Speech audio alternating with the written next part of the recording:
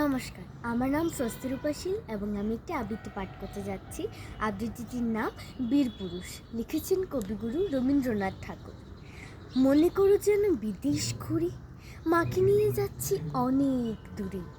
তুমি যাচ্ছ পালকিতে মা চড়ে, দরজা দুটো একটুকু ফাঁক করে। আমি যাচ্ছি রাঙা ঘোড়ার পরে, টকবগিয়ে তোমার পাশে পাশে। রাস্তা থেকে ঘোড়ার ঘুরে ঘুরে রাঙা ধুলোয় মেঘ উড়িয়ে আসি। সন্ধে হলো, সূর্য নামে পাটে, এলেম যেন জোড়া দিঘির মাঠে। ধু ধু করে যেদিক পানি চাই, কোনোখানে জনমানব নাই। তুমি যেন আপন মনে তাই ভয় পেয়েছ, ভাবছ এলেম কোথা।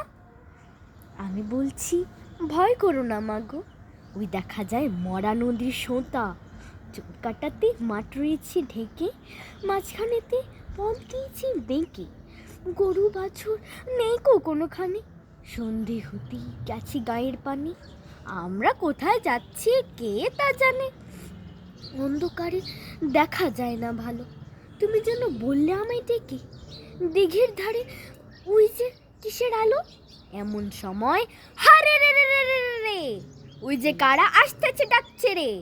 তুমি ভয়ে পালকিতে এক কোণে ঠাকুর দেবতা স্মরণ করছো মনে। বেয়ারাগুলো পাশের কাটা বনে পালকি ছেড়ে কাঁপছে থরো থরো। আমি যেন তোমায় বলছি ডেকে, আমি আছি, ভয় কেন মা করো। হাতে লাঠি, মাথায় ঝাঁকড়া চুল, কানে তাদের গোঁজা জবার ফুল।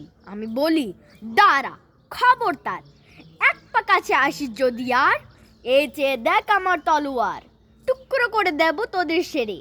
শুনে তারা লম্ফ দিয়ে উঠে চেঁচিয়ে উঠল, হারে রে রে রে রে। তুমি বললি যাস নে খোকা ওরে। আমি বলি দেখো না মা চুপ করে। ছুটিয়ে ঘোড়া গেলেম তাদের মাঝে, ঢাল তলোয়ার ঝনঝনিয়ে বাজে। কি ভয়ানক লড়াই হলো মা, যে শুনে তোমার গায়ে দেবে কাটা। কত লোক যে পালিয়ে গেল ভয়ে, কত লোকের মাথা পড়লো কাটা।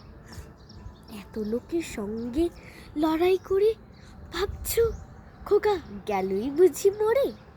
তুমি তখন রক্ত মেখে ঘেমে বলছি সে লড়াই গেছে থেপে।